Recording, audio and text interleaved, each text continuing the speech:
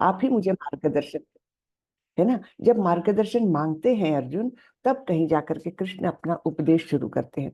तो सबसे पहले तो बताते हैं कि तुम ये मत सोचो कि तुम इन लोगों का वध करने वाले हो, क्योंकि हम सभी जो है वो देह नहीं, देह के अंदर स्थित आत्मा है ना। और उसके लिए भगवान कुछ उदाहरणों से बताते हैं कि किस प्रकार से हम बाल्यावस्था से युवावस्था में जाते, युवावस्था में वृद्धावस्था में जाते, उसके बाद उस शरीर से कुछ निकल जाता है। वो क्या है? वो आत्मा है ना। इस प्रकार से बहुत सारी बातें बताते हैं भगवान। ये कि देहिनोस्मिन यथा देहे कौमारम यौवनम जरा तथा देहांतर प्राप्तिर धीरस तत्र न मुह्यति, कि धीर व्यक्ति उससे मोहित नहीं होते। इस प्रक्रिया से, है ना। आत्मा अपना स्थानांतरण करती है दूसरे देह में, और ये सब ज्ञानी लोग, बुद्धिमान लोग जानते हैं, इसलिए वे विचलित नहीं होते। धीर, धीर किसको कहा है? बुद्धिमान लोगों को कहा है। और फिर भगवान फिर वो आत्मा की विशेषताएं बताते हैं कि आत्मा होती कैसी है। तो भगवान बताते हैं कि किस प्रकार नैनम छिन्दन्ति शस्त्राणि, नैनम दहति पावकः, न चैनम क्लेदयन्त्यापो, न शोषयति मारुतः। तो आत्मा की विशेषता ये है कि वो ना तो खंड खंड की जा सकती है, ना अग्नि में जलाई जा सकती है, न पानी में भिगाई जा सकती है, न वायु से सुखाई जा सकती है ना। ये सब बातें, बहुत सुंदर बातें बताई थी। और फिर एक बहुत अच्छी इंस्ट्रक्शन दी है भगवान ने, सूचना दी है, ऐसे करो। क्या बोलते हैं भगवान? मात्रा स्पर्शास्तु कौन्तेय शीतोष्ण सुख दुखदा। जैसे गर्मी और सर्दी का मौसम आता है, वैसे ही सुख दुख आते हैं। तब क्या करना है? शीतोष्ण सुख दुख दहा आगमा पाइनो अनित्यम तान स्थितिक्षस्व भारत। ये तो आते जाते रहते हैं, लेकिन ये अनित्य है, यानी कोई शाश्वत रूप से दुख ही मिलेगा या शाश्वत रूप से सुख ही मिलेगा, ऐसा नहीं होता है। तो ये आने जाने वाली चीजें हैं, इससे इसको तुम सहन करो। तान स्थितिक्षस्व भारत, बहुत ही इंपॉर्टेंट मैसेज है हम सभी के लिए, है ना। तो सुख दुख में विचलित हुए बिना उसको सहन करो। क्यों? क्योंकि ये आने जाने वाले हैं। हम्म? ना तो सुख में बहुत हर्षित हो जाओ, ना ही दुख में बहुत ज्यादा दुखी हो जाओ। हाँ, तान स्थितिक्षस्व। देखिए, दुख को तो हम समझते हैं कि सहन करना है, सुख को सहन करना बड़ा मुश्किल होता है एक्चुअली। हम्म। तो सुख में हम इतने ज्यादा फूल जाते हैं, प्रसन्न हो जाते हैं, आनंद आता है ना। और फिर उसके बाद कहीं कोई विपरीत घटना हुई, तब फिर हमको, जैसे हम बहुत ऊंचे चढ़ गए, तब जब नीचे गिरते तो बहुत ज्यादा लगता है। तो अपना इक्विलिब्रियम मेंटेन करें, विचलित ना होए दोनों परिस्थितियों में। ये भगवान ने बताया है। कितनी सुंदर बातें बताई है ना। बिल्कुल हमको जो जरूरत है जिन बातों के ज्ञान की, वो सब बातें हमको इस भगवत गीता के माध्यम से मिलती है। बराबर है। तो चलिए हम आज का आगे का करते हैं। और मैं पहले मंगलाचरण करती हूँ और फिर शेयर कर लेती हूँ, या शेयर कर लूँ। ओम नमो भगवते वासुदेवाय। ओम नमो भगवते वासुदेवाय। ओम नमो भगवते वासुदेवाय। ओम अज्ञानतिमिरान्धस्य ज्ञानाञ्जनशलाकया चक्षुरुन्मीलितं येन तस्मै श्रीगुरवे नमः। श्रीचैतन्यमनोभीष्टं स्थापितं येन भूतले स्वयं रूपः कदा मह्यं ददाति स्वपदान्तिकं। वन्देऽहं श्रीगुरो श्रीयुतपदकमलं श्रीगुरुन् वैष्णवांश्च श्रीरूपं साग्रजातं सहगण रघुनाथान्वितं तं सजीवं साद्वैतं सावधूतं परिजनसहितं कृष्ण चैतन्य देवं श्रीराधा कृष्ण पादान् सहगण ललिता श्री विशाखान्वितांश्च। हे कृष्ण करुणा सिंधु दीनबंधु जगतपते गोपेश गोपिका कांत श्री राधा कांत नमोस्तुते। तप्त कांचन गौरांगी राधे वृंदावनेश्वरी वृषभानुसुते देवी प्रणमामि हरिप्रिये। नमो विष्णुपदाय कृष्णपृष्ठाय भूतले श्रीमते भक्ति वेदांत स्वामी इति नामिने नमस्ते सारस्वते देवे गौरवाणी प्रचारिणे निर्विशेषाय शून्यवादी पाश्चात्य देशतारिणे जय श्री कृष्ण चैतन्य प्रभो नित्यानंदा श्री अद्वैत गदाधर श्रीवासादि गौर भक्त वृंदा हरे कृष्णा कृष्णा कृष्णा हरे हरे हरे रामा राम रामा हरे हरे हरे कृष्णा कृष्णा कृष्णा हरे हरे हरे रामा राम रामा हरे हरे। हरे कृष्णा सभी को। हरे कृष्णा हरे कृष्णा हरे हरे कृष्ण माता जी। माता जी। हरे हरे कृष्णा माता जी। कृष्णा हरे कृष्णा हरे कृष्णा हरे कृष्णा। हरे कृष्णा। तो चलिए माता मैं जी। शेयर करती हूँ। हरे कृष्णा। मैं शेयर करती हूँ और फिर हम देखेंगे आगे का पोर्शन जो हमने कल जो आधा छोड़ दिया था। तो हमने 43वें श्लोक तक देखा था। भगवान अलग अलग तरीके से अर्जुन को समझा रहे, केवल एक ही रास्ते से नहीं कि नहीं तुम शरीर नहीं तुम आत्मा हो, तुम क्यों दुख कर रहे हो, ऐसे नहीं समझा रहे। हाँ, तो पहले तो बताया कि तुम तो, हम सभी लोग आत्मा है, व्यष्टि आत्मा है, इंडिविजुअलिटी है हम में, है ना। इंडिविजुअल हम सोल्स है, यानी इंडिविजुअल आत्माएं हैं हम, और हम कभी भी नष्ट नहीं होते। तो ऐसा कभी समय नहीं था जब तुम नहीं थे, मैं नहीं था और ये राजा लोग नहीं थे। हाँ, और न कभी ऐसा समय आएगा। तो इस प्रकार से वो समझाते हैं कि आत्मा शाश्वत होती है, उसका तुम नाश नहीं कर सकते। और फिर आगे जाकर के बताते हैं, अच्छा अगर तुम नहीं मानते कि आत्मा शाश्वत है तब भी क्या फर्क पड़ता है। अगर आत्मा जन्म लेती है ऐसा तुम मानते हो, तब भी जो जन्म लेता है उसकी मृत्यु निश्चित है, तो वैसे भी आत्मा का भी मृत्यु निश्चित है। इस प्रकार से भी समझाते हैं, है ना। और फिर यहाँ पर वेदों के बारे में भगवान बता रहे हैं 42 और 43वें श्लोक में कि क्या वेदों में क्या दिया है। यामिमाम पुष्पिताम वाचम प्रवदन्ति विपिश्चिताः वेदवादरताः पार्थ नान्य दस्तीति वादिनः कामात्मानः स्वर्गपरा जन्म कर्म फल प्रदाम क्रिया विशेष बहुलाम भोगैश्वर्य गतिम प्रतिम। तो भगवान बता रहे हैं अल्पज्ञानी मनुष्य वेदों के उन अलंकारिक शब्दों के प्रति अत्यधिक आसक्त रहते हैं जो स्वर्ग की प्राप्ति, अच्छे जन्म, शक्ति इत्यादि के लिए विविध सकाम कर्म करने की संस्तुति करते हैं। इंद्रिय तृप्ति तथा ऐश्वर्यमय जीवन की अभिलाषा के कारण वे कहते हैं कि इससे बढ़कर कुछ नहीं है। तो ये अल्पज्ञानी मनुष्य के बारे में बता रहे हैं भगवान। उसके पहले मैं एक बात बताना भूल गई। भगवान क्या बोलते हैं कि तुम बोलते हो कि तुमको कोई इसमें आनंद नहीं मिलेगा, क्या मिलेगा तुमको, है ना, इन सबको मारकर। लेकिन तुम ये भूल रहे हो तुम क्षत्रिय हो, है ना। और क्षत्रिय जब धर्म युद्ध में शामिल होता है और चाहे वो मारा भी जाए तो क्या होता है, निश्चित रूप से उसको स्वर्ग की प्राप्ति होती है, उच्च लोकों की प्राप्ति होती है, जहाँ प्रचुर मात्रा में वो उपभोग करता है इंद्रिय सुखों का। और अगर तुम जीत गए तब तुमको पृथ्वी का राज्य मिलेगा। सो विन विन सिचुएशन। तुम मारे भी गए तब भी स्वर्ग का की प्राप्ति होगी, और जीवित रहे, जीत गए, जीतना तो है ही, जो जीवित रहेगा वो जीतेगा, ऐसा ही वो युद्ध था। तो जीत गए तब तुम इस पृथ्वी के राज्य का उपभोग करोगे, तो तुम्हारे लिए कोई दुख की बात है ही नहीं, है ना। दोनों तरफ से यू विन, है ना। इस प्रकार की सिचुएशन है। ऐसे अलग अलग भागों में भगवान पढ़ा बताते हैं। और ये बताते हैं कि तुम सोच रहे हो कि तुम युद्ध नहीं करोगे, वो लोग चाहे आकर के मार दे, लेकिन पता है तुमको ऐसे से तुम क्या करोगे। एक तो उच्च लोगों को नहीं जाओगे और निम्न श्रेणी में जा सकते हो, और सारे लोग तुम्हारा मजाक उड़ाएंगे, है ना, कि अरे ये कौन सा वीर धनुर्धर, हाँ ये तो भाग गया, ये तो डरपोक है ना। इस प्रकार से तुम्हारी कैपेसिटी का मजाक उड़ाएंगे, तुम्हारी क्षमता का मजाक उड़ाएंगे। और ऐसी बातें सुनना ये तो मृत्यु से भी भयंकर होता है वीरों के लिए, है ना।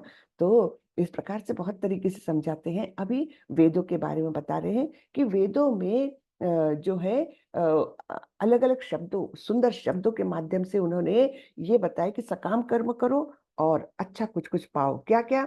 स्वर्ग की प्राप्ति करो, शक्तियां पाओ, ये वो, है ना। सकाम कर्म की संस्तुति की है कुछ भाग में वेदों के, लेकिन अल्प ज्ञानी मनुष्य उसी भाग को देखते हैं। हाँ? तो वेदों में पूर्णतः ये नहीं बताया है, लेकिन कहीं कहीं पर ये जरूर बताया है सकाम कर्मों के बारे में। लेकिन वेदों का लक्ष्य क्या है? वेदों का लक्ष्य है भगवान को जानना।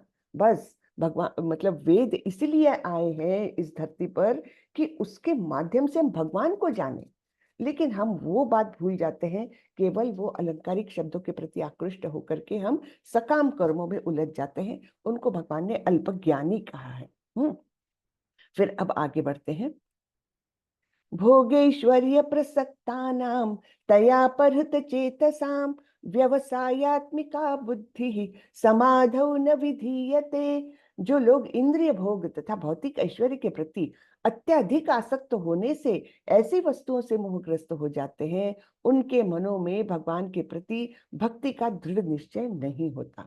तो जो सब चीजों को, भौतिक चीजों को भोगना चाहते हैं, बड़ी आसक्ति है, अरे ये कार तो अभी पुराना मॉडल हो गया, नया मॉडल लेते हैं, है ना। आसक्ति है चीजों के प्रति। मेरा घर, हाँ, मैं सुंदर से सुंदर चीजें इस घर में लाऊंगा और इसको सजाऊंगा जिससे कि लोग वाहवाही करें।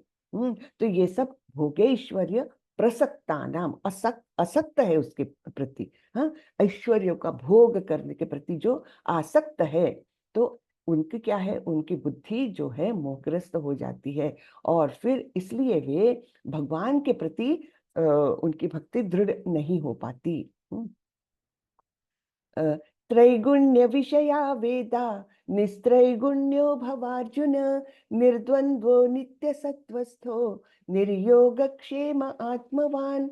वेदों में मुख्यतया प्रकृति के तीनों गुणों का वर्णन हुआ है।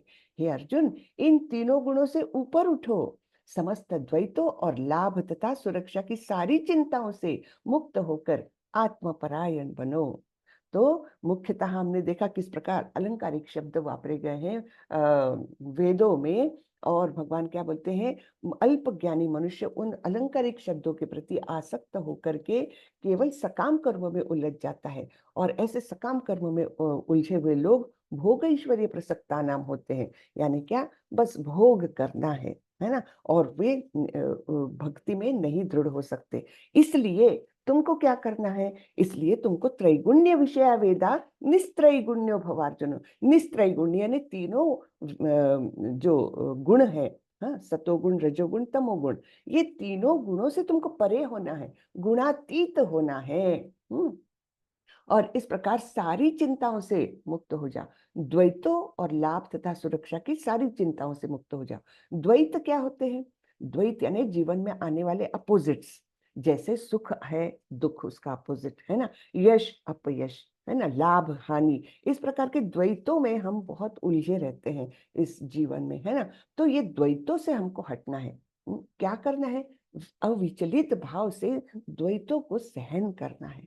तो द्वैतों और लाभ तथा सुरक्षा, इनकी सारी चिंता रहती है हमको कि मुझे क्या मिलेगा इससे, ये मैं कर्म कर रहा हूं, मुझे क्या प्राप्ति होगी। और सुरक्षा, जो मेरे पास है उसकी रक्षा कैसी होगी, है ना। एक तो प्राप्ति की कामना, और जो है उसका उसकी रक्षा करना है, उसका भय एक प्रकार से, है ना। तो ये देखिए, लाभ हम आगे के लिए, भविष्य के लिए सोचते हैं। सुरक्षा अभी जो कुछ है उसके भय से मुक्त होना चाहते हैं। तो ऐसे इन सारी चिंताओं से मुक्त होकर के आत्मपरायण हो, ये भगवान बता रहे हैं। यावानर्थ उदपाने सर्वतः संप्लुतोदके तावान सर्वेषु वेदेषु ब्राह्मणस्य विजानतः। एक छोटे से कूप का सारा कार्य एक विशाल जलाशय से तुरंत पूरा हो जाता है ना। हम जानते हैं, क्योंकि छोटे छोटे कुएं रहेंगे, छोटे छोटे तालाब रहेंगे, लेकिन एक विशाल जलाशय है, तो जो काम हम छोटे छोटे तालाब या कुएं से पानी लेकर के करते हैं, वो विशाल जलाशय से अपने आप ही पूरे हो जाएंगे, है ना। इसी प्रकार वेदों के आंतरिक तात्पर्य जानने वाले को उनके सारे प्रयोजन सिद्ध हो जाते हैं। तो आंतरिक तात्पर्य क्या है? भगवान को जानना, यही वेदों का आंतरिक तात्पर्य है। बाकी तो फिर अलग अलग प्रकार के लोगों के लिए अलग अलग इंस्ट्रक्शंस वहां पर हमको मिल सकती है। तो यहाँ पर एक बहुत सुंदर श्लोक आता है, ये श्रीमद् भागवतम का। यहाँ से पढ़ते हैं हम। जीवात्माएं भगवान के अंश स्वरूप है, अतः प्रत्येक जीव द्वारा, ये यहाँ से पढ़ रही हूं मैं, अगर किसी को देखना है तो, है ना। जीवात्माएं भगवान के अंश स्वरूप है, अतः प्रत्येक जीव द्वारा कृष्ण भावनामृत को जागृत करना वैदिक ज्ञान की सर्वोच्च पूर्णावस्था है। हाँ, तो वैदिक ज्ञान किसके लिए प्राप्त कर रहे हैं हम? ये नहीं कि हम सकाम कर्मों में उलझे रहे, है ना, भोगेश्वर्य, वो नहीं।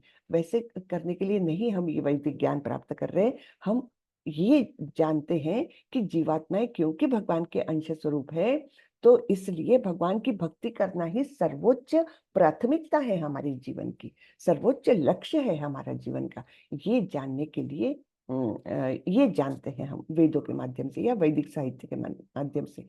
श्रीमद् भागवतम में इसकी पुष्टि इस प्रकार हुई है। अहो बत श्वपच्योतो गरीयान यज्जिह्वाग्रे वर्तते नाम तुभ्यम ते पुस्तपस्ते जिहुः सस्नुनार्या ब्रह्मानुचूर्नाम गृणन्ति ये ते। हे प्रभु, आपके पवित्र नाम का जाप करने वाले भले ही चांडाल जैसे निम्न परिवार में क्यों न उत्पन्न हुआ हो, किंतु वह आत्म साक्षात्कार के सर्वोच्च पद पर स्थित होता है। तो क्या है बेसिक क्वालिफिकेशन? पवित्र नाम का जप। फिर उसका जन्म कहीं भी हुआ हो, कितना भी वो अनपढ़ हो, लेकिन अगर उसके जिह्वा पर भगवान का पवित्र नाम है, तो फिर क्या होता है? वह आत्म साक्षात्कार के सर्वोच्च पद पर स्थित है। ऐसा व्यक्ति अवश्य ही वैदिक अनुष्ठानों के अनुसार सारी तपस्या संपन्न किए होता है और अनेक अनेक बार तीर्थ स्थानों में स्नान करके वेदों का अध्ययन किया होता है। ऐसा व्यक्ति आर्य कुल में सर्वश्रेष्ठ माना जाता है। तो सबसे इंपॉर्टेंट क्या है? भगवान का नाम लेना और सतत लेना। कभी भी भगवान को विस्मरण नहीं होना चाहिए, है ना। सततम सततम स्मरणम विष्णु विस्मर्यो न जान भूल गए। वैदिक ग्रंथों का सबसे बड़ा सार चैतन्य महाप्रभु ने दिया है, क्या? कि सततम स्मरण करो, भगवान का सतत स्मरण करो और कभी भी विस्मरण न होने दो, यानी always remember Krishna, never forget Krishna. तो ये है, ये जो सूचना है, तो चैतन्य महाप्रभु बोलते हैं कि सारे बाकी सारे इंस्ट्रक्शंस, वेदों के इंस्ट्रक्शंस, यहाँ वहां के इंस्ट्रक्शंस, सब कुछ इस वैदिक इस बात के दास है, किंकरो है। किंकर, किंकर यानी दास। तो बाकी सारे जो इंस्ट्रक्शंस है वो इस इंस्ट्रक्शन के दास है, यानी सब कुछ इसके अंडर में है, इसमें इंक्लूडेड है। किसमें? सतत, सतत स्मरण करो। हाँ, always remember Krishna, never forget Krishna. एक विधि है और एक निषेध है।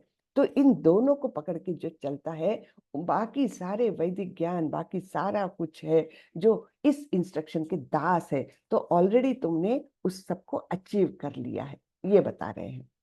कितना सुंदर श्लोक है ना, ये बहुत ही अच्छा है। आगे बढ़ते हैं हम। कर्मण्येवाधिकारस्ते मा फलेषु कदाचन मा कर्म फल हेतुर्भुर मा ते संगोत्स्व कर्मणि। ये बहुत फेमस श्लोक है ना। बहुत लोग इसको उद्धृत करते हैं अपने भाषणों में, कहिए या कहीं भी, लेकिन जनरली मैंने देखा है वो केवल पहले लाइन को ही कोट कर सकते हैं, कर्मण्येवाधिकारस्ते मा फलेषु कदाचन। लेकिन ये टोटल 4 इंस्ट्रक्शंस है इसमें, तो आधा अधूरा लेकर कैसे चलेगा, है ना। क्या क्या इंस्ट्रक्शंस है? तुम्हें अपना कर्म अर्थात कर्तव्य करने का अधिकार है, एक, किंतु कर्म फलों के तुम अधिकारी नहीं हो, दो, तुम न तो कभी अपने आप को अपने कर्म फलों का कारण मानो, तीन, न ही कर्म न करने के प्रति कभी आसक्त हो। तो 4 बातें हैं यहाँ पर, बहुत इंपॉर्टेंट श्लोक है और इसको हमने कंठस्थ करना चाहिए एक्चुअली। किसी को बोलना है ये श्लोक? कोई पार्टिसिपेट करेगा?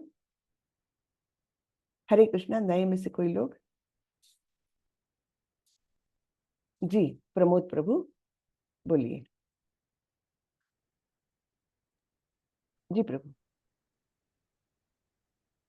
हरे कृष्णा। कर्मण्येवाधिकारस्ते मा फलेषु कदाचन मा कर्मफले तु भूर्मा ते संगोऽस्त्व कर्मणि। Very good, very good. Neelam माता जी। हरे कृष्ण माता जी। हरे कृष्णा जी। कर्मण्येवाधिकारस्ते मा फलेषु कदाचन मा कर्मफल हेतुर्भुर्मा ते संगोच कर्मणि। जी बढ़िया। हरे कृष्ण। हरे कृष्ण। नित्या माता जी। हरे हरे कृष्णा। कृष्ण माता जी। हरे कृष्ण। कर्मण्येवाधिकारस्ते मा फलेषु कदाचन मा कर्मफलहेतुर्भूर्मा ते संगोऽस्त्व अकर्मणि। बहुत सुंदर, बहुत सुंदर। गीता माता जी। गीता's आईफोन। हरे कृष्ण। हरे कृष्णा माता जी। जी।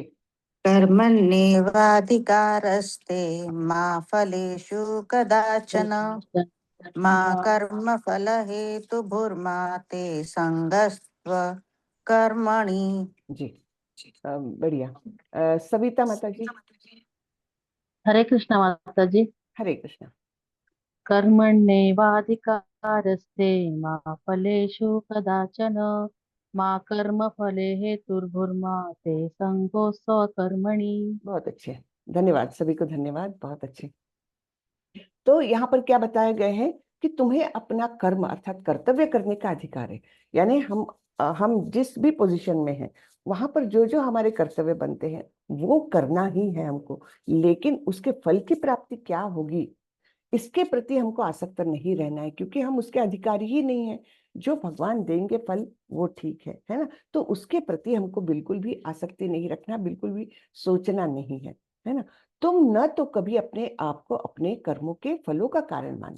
तो यहाँ पर हम एक एग्जाम्पल ले सकते हैं क्या, कि कोई बच्चा बहुत पढ़ाई करके एग्जाम दे रहा है, तो वो उसका कर्तव्य है ना। पूरे 100% अपना मेहनत करके वो परीक्षा दे रहा है। उसके बाद उसका सब मतलब उसने आसक्ति नहीं रखना चाहिए। क्यों? क्योंकि अब जो कुछ फल आएगा अच्छा भी आ सकता है, बुरा भी आ सकता है। उसने अपना कर्तव्य कर दिया है 100% देने का, उसमें कोई कमी नहीं है। तब फिर जो कुछ भी आएगा रिजल्ट वो एक्चुअली भगवान का प्रसाद समझ करके उसने ग्रहण करना चाहिए। हाँ ठीक है, जो भगवान की इच्छा उतने मिले, कभी ज्यादा भी मिल सकते हैं, अपनी अपेक्षा से भी ज्यादा मिल सकते हैं, कभी अपनी अपेक्षा से कम भी मिल सकते हैं, ठीक है, उसके प्रति आसक्ति नहीं। फिर क्या, अगर कभी बहुत अच्छे मार्क्स मिल गए तो वो क्या सोचेगा कि हाँ देखा मैंने इतनी मेहनत की, मैं इतना बुद्धिमान हूँ इसलिए मुझे इतने अच्छे नंबर मिले। नहीं, वो भी नहीं सोचना है, क्योंकि तुम अपने कर्मों के फलों का कारण नहीं हो। फल जो है वो दैवी इच्छा से आएंगे। आपके कर्म तो लगेंगे ही उसमें, लेकिन अल्टीमेटली सब कुछ भगवान के अप्रूवल पर डिपेंड करेगा। ठीक है, तो कर्मों के फलों का कारण नहीं मान सकते कि देखा मैंने बहुत पढ़ाई की थी ना इसलिए ऐसा हुआ। नहीं।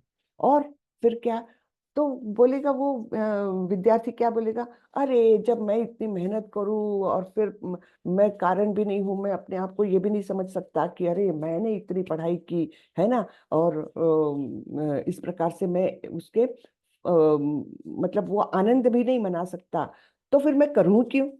मैं छोड़ देता हूँ, मैं कर्म ही नहीं करता, यानी मैं पढ़ाई वढ़ाई करता ही नहीं हूँ, जाने दो।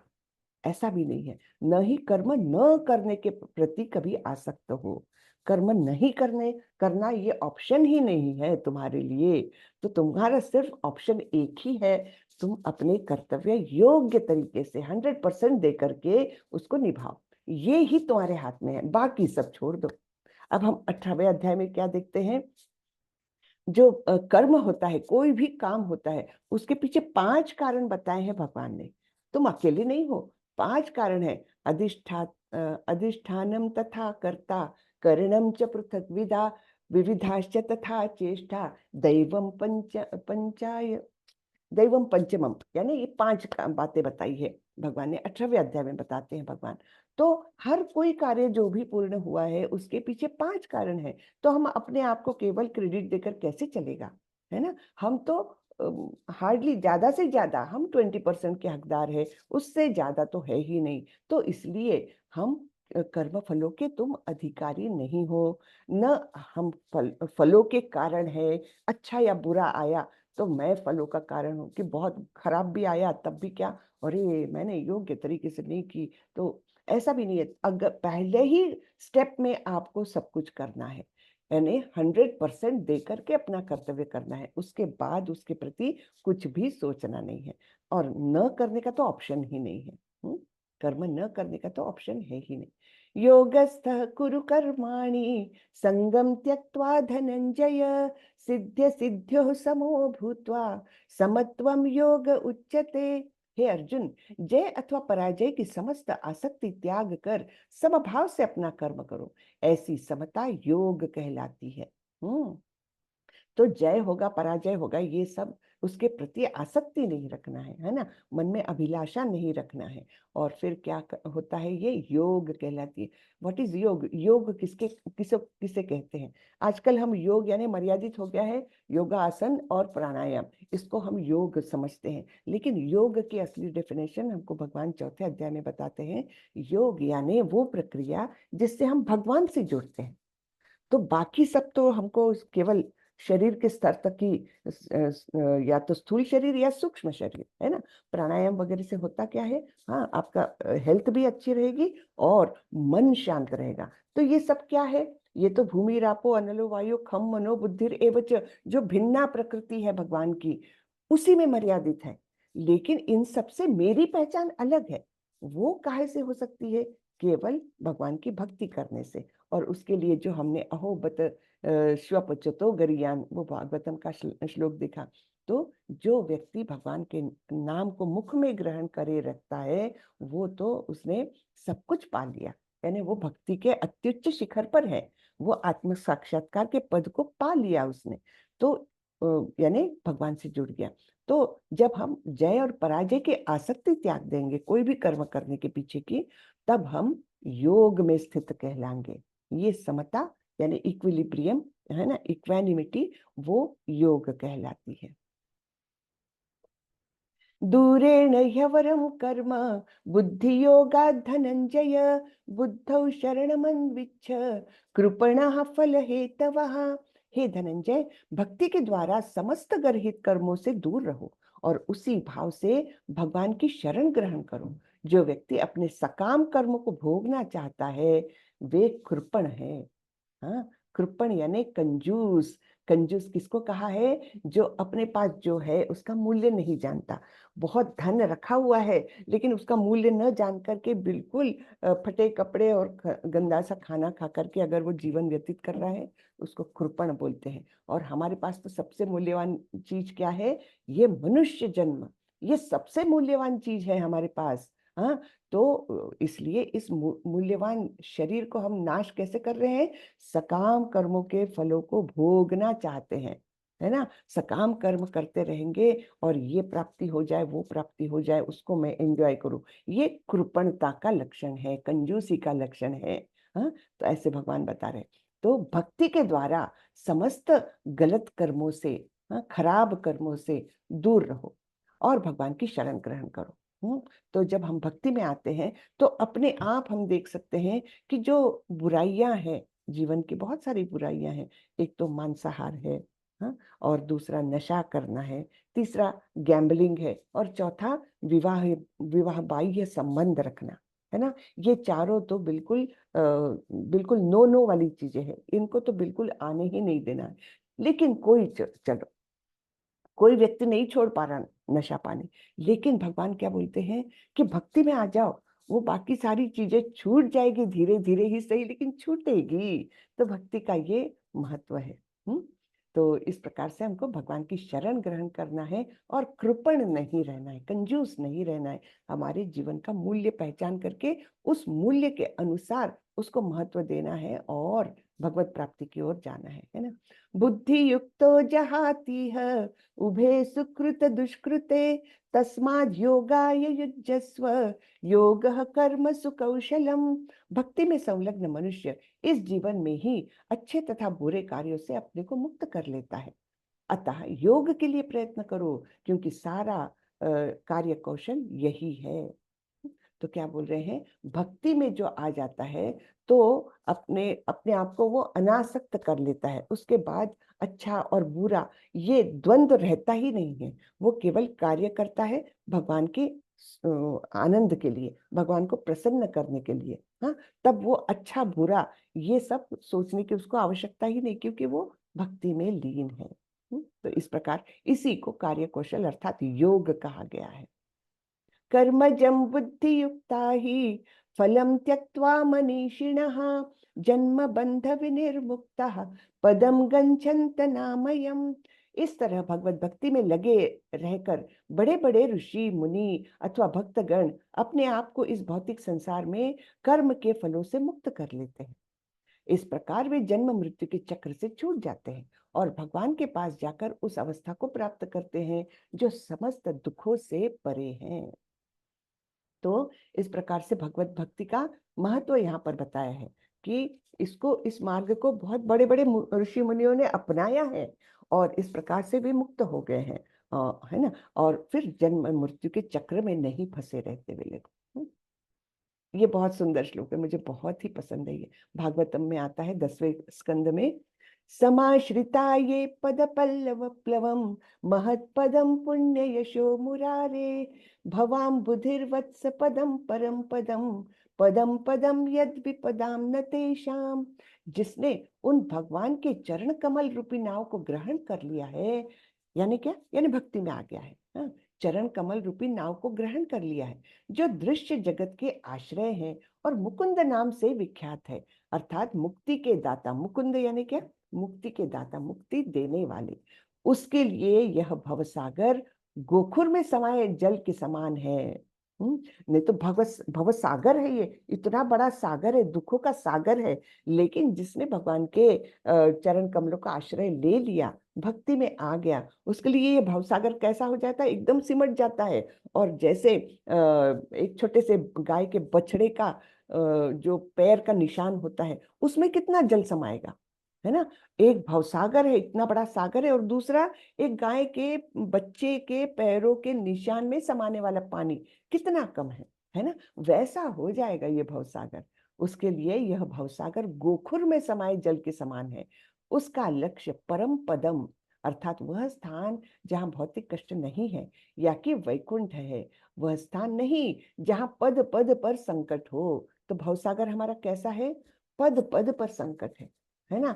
कितना लांघोगे आप, है ना? लांघते जाओ, लेकिन हर जगह पर संकट तो है ही भवसागर में। तीनों तापों से हम प्रताड़ित होते रहते हैं और अपने अलग अलग संकट को पार करते जाते हैं। लेकिन जिसने भगवान के चरण कमल रूपी नाव को ग्रहण कर लिया, उसके लिए तो वो गोखुर में समाये जल के समान इतना छोटा हो जाता है। ठीक है, ये सारे कष्ट उसको कोई मायने ही नहीं रखते, है ना। सुंदर श्लोक। यदा ते मोह कलिलम बुद्धिर्व्यतिरतिष्यति तदा गंतासि निर्वेदम श्रोतव्यस्य श्रुतस्य च। जब तुम्हारी बुद्धि मोह रूपी सघन वन को पार कर जाएगी, तो तुम सुने हुए तथा सुनने योग्य सबके प्रति अन्य मनस्क हो जाओगे। तो ये मोह रूपी बहुत बड़ा घना जंगल है।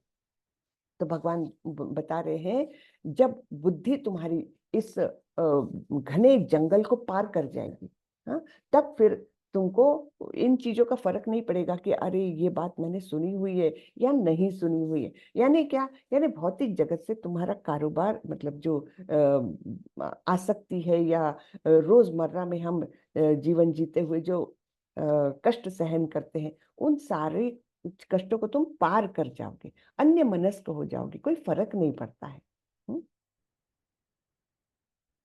श्रुति विप्रतिपन्ना ते यदा स्थास्यति निश्चला समाधावचला बुद्धिस तदा योगम अवाप्स्यसि। जब तुम्हारा मन वेदों की अलंकारमयी भाषा से विचलित न हो और वह आत्म साक्षात्कार की समाधि में स्थिर हो जाए, तब तुम्हें दिव्य चेतना प्राप्त हो जाएगी। तो ये वेदों की अलंकारमयी भाषा यानी सकाम कर्मों में लिप्त होने की प्रवृत्ति, उससे हम विचलित नहीं होते और भक्ति में लग जाते हैं, आत्म साक्षात्कार की समाधि में स्थिर हो जाते हैं, यानी क्या, पूर्णतया भगवान के चरण कमलों का आश्रय ग्रहण करते हैं। तब तुम दिव्य चेतना को प्राप्त हो जाओगे। अब ये दिव्य चेतना क्या है, ये अर्जुन का प्रश्न आएगा। ठीक है, तो ऐसा स्थिर बुद्धि वाला व्यक्ति कैसा होता है? ऐसा व्यक्ति जो कि विचलित नहीं होता, जिसने बुद्धि के द्वारा इस सघन वन को पार कर लिया है, भव सागर में, यानी भौतिक जगत रूपी सघन वन को पार कर लिया है। वो कैसा रहता है, कैसा बोलता है, क्या करता है वो, इसके बारे में प्रश्न है अब अर्जुन का। हाँ, तो अर्जुन देखिए बीच बीच में प्रश्न पूछते हैं बराबर, जिससे कि वो एक बातों की श्रृंखला जो है वो अच्छी कायम रहती है। अर्जुन उवाच स्थितप्रज्ञस्य का भाषा समाधिस्थस्य केशव स्थितधीः किं प्रभाषेत किमासीत व्रजेत किम। अर्जुन ने कहा, हे कृष्ण, अध्यात्म में लीन चेतना वाले व्यक्ति अर्थात स्थितप्रज्ञ के क्या लक्षण है, वह कैसे बोलता है तथा उसकी भाषा क्या है, वह किस तरह बैठता है और चलता है। अब यहाँ भाषा यानी ये नहीं कि मराठी है कि इंग्लिश है कि हिंदी है कि कन्नड़ है, वो भाषा से मतलब नहीं है। उसका मतलब उसकी वाणी कैसी रहती है ना, इसके बारे में प्रश्न है। तो अर्जुन के प्रश्न है कि ऐसा व्यक्ति जो जिसका आप वर्णन कर रहे हो, जो स्थिर बुद्धि है, स्थित प्रज्ञ है, उसके लक्षण क्या है, बोलता कैसा, चलता कैसा, है ना, बैठता कैसा, बोल, है ना, सब ये बातें अर्जुन के मन में आ रही है। श्री भगवानुवाच प्रजहाति यदा कामान् सर्वान् पार्थ मनोगतान् आत्मन्येवात्मना तुष्टः स्थितप्रज्ञस्तदोच्यते। श्री भगवान ने कहा, हे पार्थ, जब मनुष्य मनोधर्म से उत्पन्न होने वाली इंद्रिय तृप्ति की समस्त कामनाओं का परित्याग कर देता है और जब इस तरह से विशुद्ध हुआ उसका मन आत्मा में संतोष प्राप्त करता है, तो वह विशुद्ध दिव्य चेतना को प्राप्त अर्थात स्थित प्रज्ञ कहा जाता है। तो बहुत इंपॉर्टेंट बातें हैं यहाँ पर। क्या है, जब मनुष्य मनोधर्म से उत्पन्न होने वाली इंद्रिय तृप्ति की कामनाएं, तो मनोधर्म से कैसे उत्पन्न होती है, ये अच्छा है, ये मुझे अच्छा लगता है, ये स्वाद मुझे पसंद है, ये म्यूजिक मुझे पसंद है, ये सब इंद्रिय तृप्ति की कामनाएं कहाँ उत्पन्न हो रही है, मन में। मन जो है ये बड़ा ही हमारा मतलब प्रबल है और यही हमको नचाता है। ठीक है ना, तीनों गुणों के जो विकार है वो मन से ही बाहर आते हैं, प्रकट होते हैं। तो इस प्रकार मनोधर्म से उत्पन्न होने वाली इंद्रिय तृप्ति, चाहे वो अच्छा देखो, अच्छा पहनो, ये सब इंद्रिय तृप्ति है। और तो और इंद्रिय तृप्ति की विस्तारित डेफिनेशन क्या है कि मैं, मेरा परिवार, ये तो सीमित है। हाँ, मैं भी अच्छे से आराम से रहूं, मेरा परिवार भी अच्छे से रहे, फिर वो और विस्तारित होकर के कहा जाता है समाज, मेरे समाज को जो है वो पूरी दुनिया में प्रतिष्ठा मिले, मेरे समाज में कोई व्यक्ति प्रताड़ित ना रहे, उसकी मैं मदद कर दूं। मर्यादित है समाज तक, और विस्तारित हो गया देश। ये सभी जो है ये संकल्पनाएं कहाँ से आ रही है, मनोधर्म से, है ना, मेरा देश, है ना। तो ये सब जो बातें हैं भगवान बोलते हैं ये सब कुछ मनोधर्म से उत्पन्न हो रही है और ये इंद्रिय तृप्ति ही है विस्तारित रूप में। ये सब विस्तारित रूप में इंद्रिय तृप्ति है और इससे जब हम मुक्त हो जाते हैं, परित्याग कर देते हैं, तब हमारा मन एकदम शुद्ध हो जाता है, क्योंकि आप पर भाव रहता ही नहीं है। नहीं तो मैं, मेरा परिवार, मेरा समाज, मेरा देश, है ना, ये सब कहाँ से जुड़ा है, मैं से जुड़ा हुआ है सब कुछ। तो उनको जब हम उनका परित्याग कर देते हैं, तब हमारा मन विशुद्ध हो जाता है और अपने आप में ही संतुष्ट रहता है, आत्मा में ही संतुष्ट रहता है, तब वह स्थित प्रज्ञ कहलाता है। ठीक है, मैं चाहूंगी यहाँ पर हमको कुछ अच्छा पढ़ने मिले। प्रभुपाद जी के तात्पर्य थोड़ा सा है, चलो पढ़ लेते हैं। तात्पर्य श्रीला प्रभुपाद द्वारा। श्रीला प्रभुपाद की जय। श्रीमद् भागवत में पुष्टि हुई है कि जो मनुष्य पूर्णतया कृष्ण भावना भावित या भगवत भक्त होता है उसमें महर्षियों के समस्त सद्गुण पाए जाते हैं, किंतु जो व्यक्ति अध्यात्म में स्थित नहीं होता उसमें एक भी योग्यता नहीं होती, क्योंकि वह अपने मनोधर्म पर ही आश्रित होता है। ये श्लोक मुझे याद आ रहा है जो श्रीमद् भागवतम का है। यस्यास्ति भक्ति भगवती अकिंचन सर्वे गुणस्तस्य समासते सूरहा। हाँ, यानी सूर यानी देवताओं के से गुण उसमें आ जाते हैं। किसमें आ जाते हैं? यस्यास्ति भक्ति भगवती अकिंचन, भगवान के जो भक्त है, अकिंचन भक्त है, उनको मटेरियल पोजीशन से कुछ वास्ता नहीं है, ऐसे अकिंचन भक्त जो है उनमें सभी सद्गुण, देवताओं के से सद्गुण अपने आप आ जाते हैं। और आगे क्या बोला है? हराव अभक्त कुतो महद्गुणा, जो हरि का अभक्त है उसमें महद्गुण कहाँ से आएंगे, अच्छे गुण कहाँ से आएंगे? क्योंकि वो अपने मनोधर्म पर ही आश्रित है, यानी मन के जो प्रबल इच्छाएं है ना, कोई चीज के प्रति आसक्ति, किसी चीज के प्रति घृणा, है ना, ये सब जो है उसी पर आश्रित रहता है। तो इस प्रकार से उसमें अच्छे गुण आ ही नहीं सकते, ऐसे बताया है। एक भी योग्यता नहीं होती। हाँ, तो इसलिए भगवत भक्त जो होता है अपने आप सारे सद्गुणों को प्राप्त कर लेता है।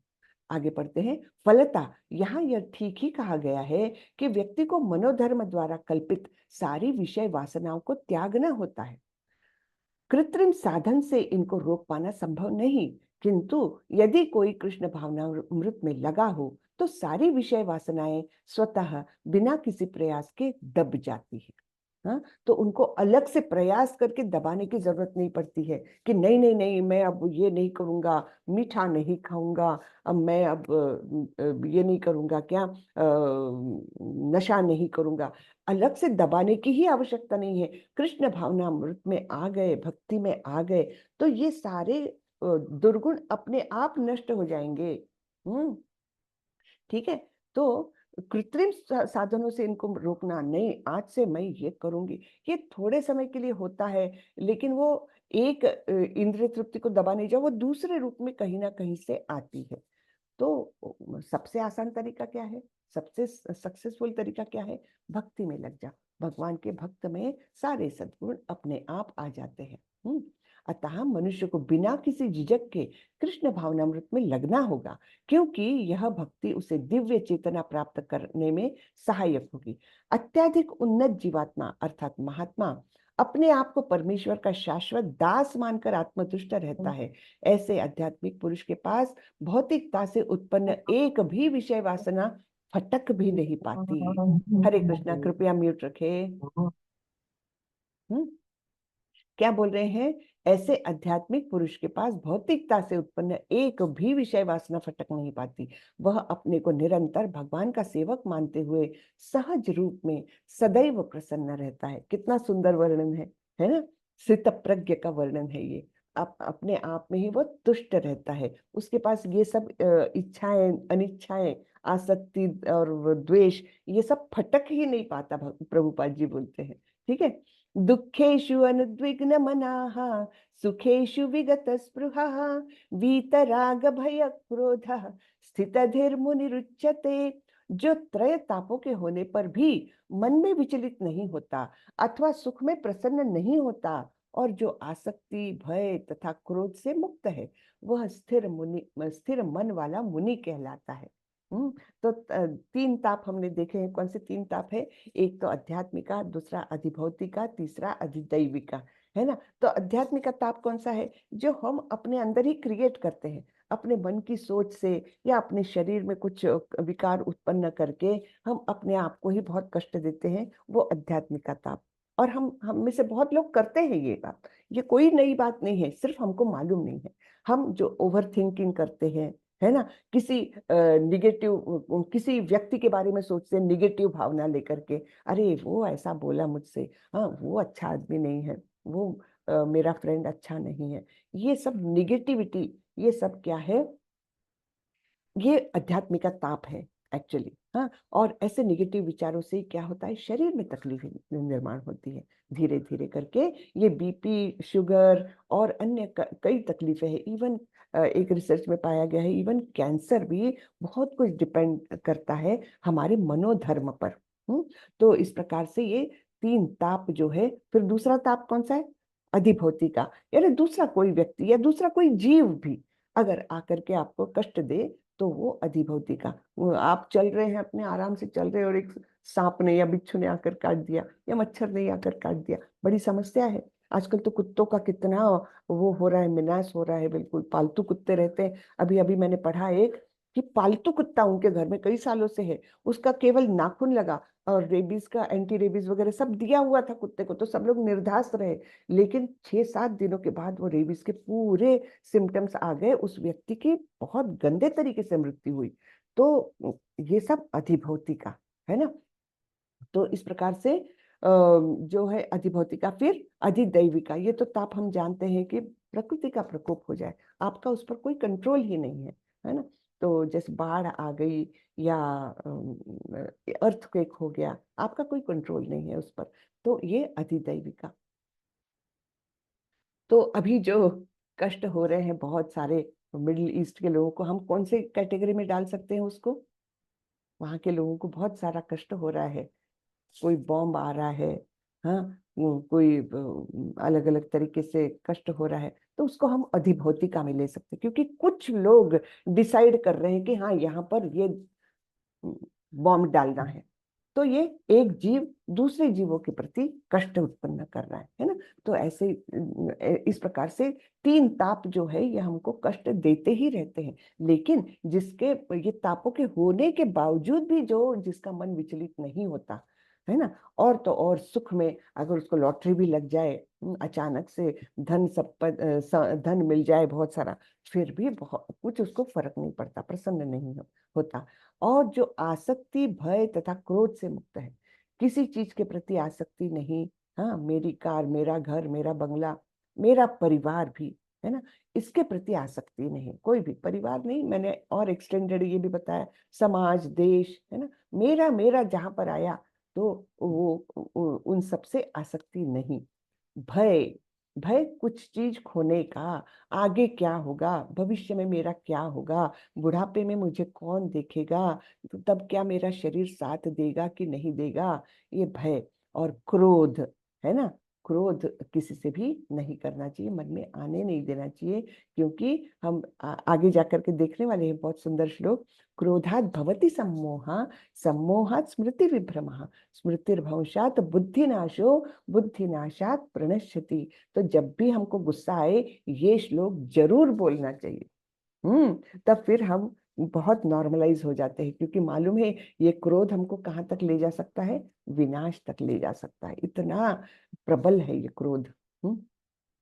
तो क्रोध से मुक्त है वह स्थिर मन वाला मुनि कहलाता है ना। कितनी सुंदर बातें बताई है यहाँ पर। यः सर्वत्रानभिस्नेहः तत्तत्प्राप्य शुभाशुभं, नाभिनन्दन्ति न द्वेष्टि तस्य प्रज्ञा प्रतिष्ठिता। इस भौतिक जगत में जो व्यक्ति न तो शुभ की प्राप्ति से हर्षित होता है और न अशुभ के प्राप्त होने पर उससे घृणा करता है, वह पूर्ण ज्ञान में स्थिर होता है। ठीक है, तो पूर्ण ज्ञान में स्थिर कौन होगा? जो शुभ और अशुभ इन बातों से उसको कोई फर्क नहीं पड़ता। हाँ, कोई शुभ कार्य हो जाए, हाँ, तो उसमें बहुत हर्षित है, और कुछ घर में कुछ अघटित हो जाए तो भी उससे घृणा नहीं करता कि ऐसा क्यों हुआ, ऐसा नहीं होना चाहिए, है ना। सपोज अपना बच्चा फेल हो गया तो भी ठीक है, ठीक है, उसको अगले साल ज्यादा प्रयास करने दीजिए, उसको बोलिए, उसको एनकरेज करिए ज्यादा प्रयास करने के लिए, है ना। आपके प्रयास कम पड़ गए, भगवान ने अप्रूवल नहीं दिया, है ना। तो इस प्रकार अशुभ के प्राप्त होने से उससे घृणा भी नहीं करता, वह पूर्ण ज्ञान में स्थिर होता है। यदा संहरते चायं कूर्मोऽङ्गानीव सर्वशः, इंद्रियाणीन्द्रियार्थेभ्यस् तस्य प्रज्ञा प्रतिष्ठिता। बहुत ही सुंदर उपमा दी है भगवान ने यहाँ पर। क्या बोलते हैं, जिस प्रकार कछुआ अपने अंगों को संकुचित करके खोल के भीतर कर लेता है, उसी तरह जो मनुष्य अपनी इंद्रियों को इंद्रिय विषयों से खींच लेता है, वह पूर्ण चेतना में दृढ़ता पूर्वक स्थिर होता है। तो इंद्रिय विषय, अब समझो आप कहीं गए हैं, ये तो वहां पर अच्छे भजिए बन रहे हैं, बड़ी अच्छी स्मेल आ रही है, और आपकी जिह्वा एकदम लालायित हो गई है उस भजिए को खाने के लिए। लेकिन जो स्थितप्रज्ञ है वो विचलित नहीं होगा, उसको कोई फर्क नहीं पड़ेगा, क्योंकि उसने अपनी इंद्रियों को वैसे ही वश में कर लिया है जैसे कछुए ने अपने अंगों को अंदर कर लेता है, और पूरा प्रोटेक्शन करता है वो अपना। आपने किसी कछुए को देखा है कि जरा सी संकट की आहट आने दो, वो कछुआ एकदम सिमट करके केवल वो ऊपर का शेल दिखता है, सारा कुछ अंदर खींच लेता है। तो वैसा ही स्थित प्रज्ञ होता है। कितने भी इंद्रिय विषय बाहर हो, अगर आपकी इंद्रियां लालायित होकर उसके तरफ दौड़ेगी तब कंट्रोल करना मुश्किल है। तो क्या करता है, बिल्कुल कछुए के समान अपनी इंद्रियों को एकत्र करता है, यानी क्या, उस पर कंट्रोल रखता है। हाँ, तब वो विचलित नहीं होता। तो फिर ऐसा व्यक्ति पूर्ण चेतना में दृढ़ता पूर्वक स्थिर हो सकता है। नहीं तो इंद्रिय विषयों की ओर इंद्रियां भागती रहेगी तो क्या होगा, तब तो कोई कंसंट्रेशन की बात ही नहीं है, भक्ति की बात ही नहीं है तब तो, है ना। तब स्थिर चित्त होने की बात ही नहीं होती। विषया विनिवर्तन्ते निराहारस्य देहिना रसवर्जम रसोप्यस्य परम दृष्ट्वा निवर्तते। ये भी बहुत ही इंपॉर्टेंट श्लोक है, परम दृष्ट्वा निवर्तते। अब पहले अनुवाद पढ़ते हैं और उसको समझने का प्रयास करते हैं। देहधारी जीव इंद्रिय भोग से भले ही निवृत्त हो जाए, पर उसमें इंद्रिय भोगों की इच्छा बनी रहती है। लेकिन, है ना, इंद्रिय भोगों की इच्छा तो बनी रहेगी, उसने छोड़ दिया सब कुछ, लेकिन मन तो उधर ही लगा हुआ है। अरे जरा अच्छा टेस्टी कुछ तो भी खाने को मिल जाए, या कुछ अच्छा अच्छा म्यूजिक सुनने को मिल जाए, ये सब क्या है, इंद्रिय विषय। तो इंद्रिय भोगों की इच्छा बनी रहती है। लेकिन उत्तम रस के अनुभव होने से ऐसे कार्यों को बंद करने पर वह भक्ति में स्थिर हो जाता है। उत्तम रस, अब ये क्या है, हायर टेस्ट। हायर टेस्ट यानी क्या, अगर आप एक कल्पना करिए, एक व्यक्ति हमेशा थर्ड क्लास में ट्रेवल करता है, हाँ, तो उसको अच्छा लगता है थर्ड क्लास में, मैं यहाँ से वहां तो जा रहा हूँ। लेकिन सपोज उसको कभी एसी फर्स्ट क्लास में जाने को मिल जाए, तब क्या होगा, उसको हायर टेस्ट मिल गया, यानी कि उसको ये समझ में आया, अरे इतना आरामदेह ट्रैवल भी हो सकता है, कितना आराम से जा रहा हूं मैं, हाँ, तो बड़ा अच्छा लग रहा है, ठंडक ठंडक है सब कुछ। और जब वो एक दो बार एसी में गया, तब उसको ये थर्ड क्लास में ट्रेवल करने की आसक्ति रहेगी ही नहीं, है ना। परम दृष्टवा यानी उसको हायर टेस्ट लग गया। अब ये तो मैंने बिल्कुल ही भौतिक उदाहरण दिया, लेकिन सिर्फ समझाने के लिए। तो ऐसे ही जो भक्ति में आ जाता है, उसको जो आनंद मिलता है वो सभी भौतिक चीजों से मिलने वाले आनंद से कहीं ज्यादा रहता है। और इसलिए वो परम दृष्टा होने के कारण वो जो इंद्रिय विषयों की आसक्तियां हैं, इंद्रिया जो भागती है इंद्रिय विषयों की ओर, वो उसका अपने आप कंट्रोल में आता है, अपने आप। उसके लिए उसको प्रयास नहीं करना पड़ता। हाँ? तो जो भक्ति में आता है वो सारे ही दुर्गुणों को पार कर जाता है। वैसे ही यही बात है कि क्योंकि वो हायर टेस्ट है, हाँ, जब ऊंची कुछ चीज का हम आस्वादन कर लेते हैं, तब वो निम्न श्रेणी का वो पसंद नहीं आता, इसलिए उस प्रकार से वो अपने आप भौतिक विषयों से दूर हो जाता है। देखिए हम थोड़ा सा यहाँ पढ़ते हैं। तात्पर्य में श्रीला प्रभुपाद बोलते हैं, जब तक कोई अध्यात्म को प्राप्त न हो तब तक इंद्रिय भोग से विरत होना असंभव है। विधि विधानों द्वारा इंद्रिय भोग को संयमित करने की विधि वैसी ही है जैसे किसी रोगी के किसी भोज्य पदार्थ खाने पर प्रतिबंध लगाना। ठीक है ना। तो विधि विधान से अगर हम सोचे कि मैं इंद्रिय को कंट्रोल कर लूंगा, लेकिन वो वैसे ही है जैसे परहेज बोलते हैं डॉक्टर, लेकिन परहेज जैसे डायबिटिक आदमी को बोला है मीठा नहीं खाना, लेकिन उसकी आसक्ति बनी रहती है, और मौका मिलता है तो थोड़ा सा खा लेता हूं ना, क्या हुआ, है ना। इस प्रकार से जो प्रवृत्ति है तो वो रहती ही है, वो केवल विधि विधानों से संयमित नहीं हो पाता। किंतु इससे रोगी की न तो भोजन के प्रति रुचि समाप्त होती है और न वह ऐसा प्रतिबंध लगाया जाना चाहता है। इसी प्रकार अल्पज्ञानी व्यक्तियों के लिए इंद्रिय संयमन के लिए अष्टांग योग जैसी विधि की संस्तुति की जाती है। जिसमें यम, नियम, आसन, प्राणायाम, प्रत्याहार, धारणा, ध्यान आदि सम्मिलित है। किसके लिए है ये? प्रभुपाद जी बोलते हैं अल्प ज्ञानी लोगों के लिए, जिसको ये ज्ञान नहीं कि सबसे आसान तरीका तो भगवत भक्ति में लगना है ना। तो ऐसे अल्पज्ञानी व्यक्ति फिर ये सब कुछ करते, यम, नियम, आसन, प्राणायाम, प्रत्याहार, धारणा, ध्यान आदि, है ना। किंतु जिसने कृष्ण भावनामृत के पथ पर प्रगति के क्रम में परमेश्वर कृष्ण के सौंदर्य का रसास्वादन कर लिया है, उसे जड़ भौतिक वस्तुओं में कोई रुचि नहीं रह जाती। अतः आध्यात्मिक जीवन में ये सारे प्रतिबंध अल्पज्ञानी नवदीक्षितों के लिए है।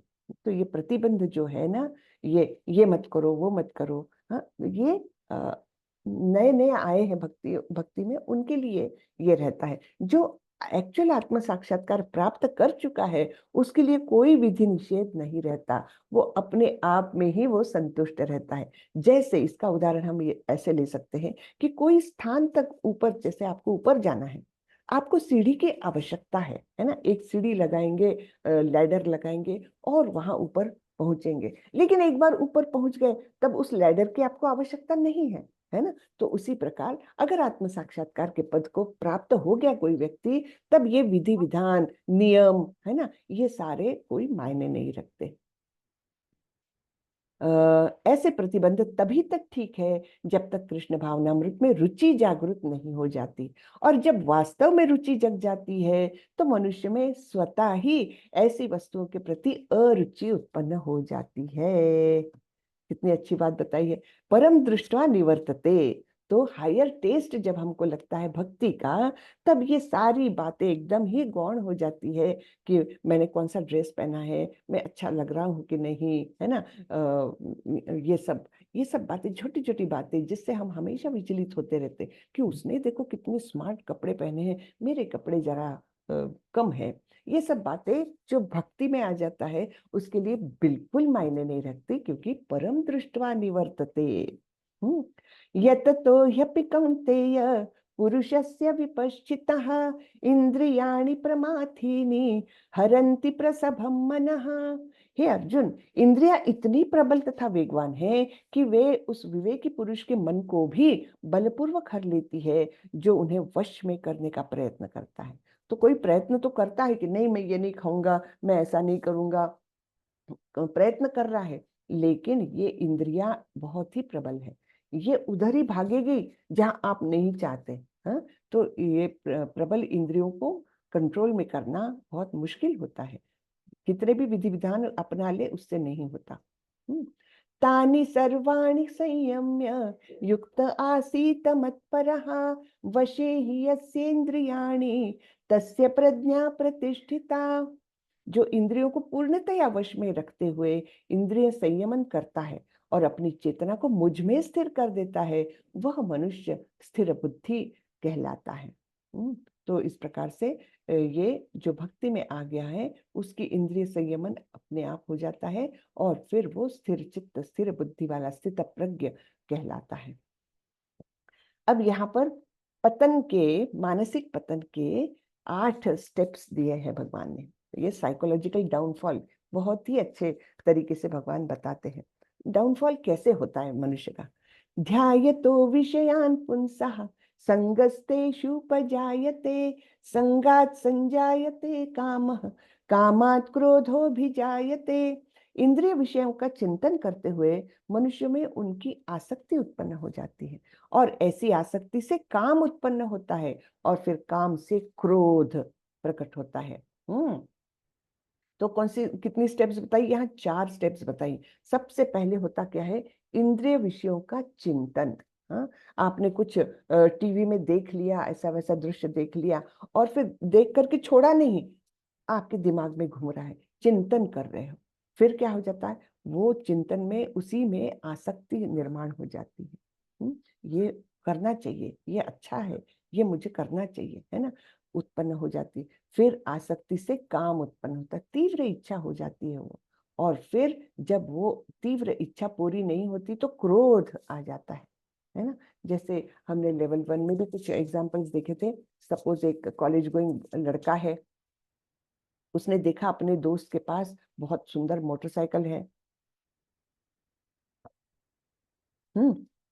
तो वो गया है उसके घर में, मोटरसाइकिल देखी, वाह वाह बहुत अच्छी है, ठीक है, घर आ गया, लेकिन मन में सोच रहा है कितनी सुंदर मोटरसाइकिल है ना, काश मेरे पास भी ऐसी होती, हाँ क्या मैं जोर से चलाता, कितना मजा आता। सब लोग इम्प्रेस हो जाते कॉलेज में मुझसे। चिंतन कर रहा है, फिर क्या हो जाता है, उसमें आसक्ति निर्माण हो जाती है, नहीं मुझे मिलनी चाहिए ऐसी, हाँ ये ऐसी मोटरसाइकिल मुझे लेनी चाहिए, मुझे बहुत अच्छा लगेगा। और फिर वो आसक्ति धीरे धीरे तीव्र इच्छा में बदल जाती, अपने पिता के पास जाता है, पिताजी मुझे वो वाली मोटरसाइकिल चाहिए, बहुत अच्छी है, इतना उसका गेटअप इतना अच्छा है, ये है वो है ना, तो मैं उससे बहुत काम भी कर सकूंगा, ये वो सब बखान करेगा वो, है ना, क्योंकि मन में तीव्र इच्छा है, तो उसके पॉजिटिव पॉइंट्स बहुत बता सकेगा वो। और फिर क्या होता है, पिताजी बोलते देखो, एक तो तुम अभी कम उम्र के हो, तुमको ये तालमेल नहीं रहेगा, कितना फास्ट चलाना है, कैसे चलाना है, तालमेल नहीं रहेगा, टाइम वेस्ट करोगे तुम यहाँ वहां घूम करके, हाँ और तो और मेरे पास पैसे नहीं है। हाँ, ये बोल दिया पिता ने, तब फिर क्या हो जाता है, ये बच्चे के मन में क्रोध आ जाता है ना, कि अरे मेरी इतनी इच्छा हो रही है और पिताजी मेरी इच्छा भी नहीं पूरी कर रहे। पिताजी बोलते हैं देखो मैंने वैसे ही तुम्हारे एजुकेशन पर इतना पैसा खर्च किया, अब मेरे पास मोटरसाइकिल लेने को पैसा नहीं है, तो सब निगेटिव सोचने लगता। हाँ एजुकेशन में पैसा किया तो क्या है, ये तो पिता का कर्तव्य है, हाँ लेकिन मेरी इच्छा नहीं पूरी कर सकते, तो इस प्रकार के विचार आने लगते, मन में क्रोध उत्पन्न होता है। फिर क्या होता है, उसके आगे की स्टेज क्या है, क्रोधात् भवति सम्मोहः, सम्मोहात् स्मृति विभ्रमः, स्मृति भंशात् बुद्धिनाशो, बुद्धिनाशात् प्रणश्यति।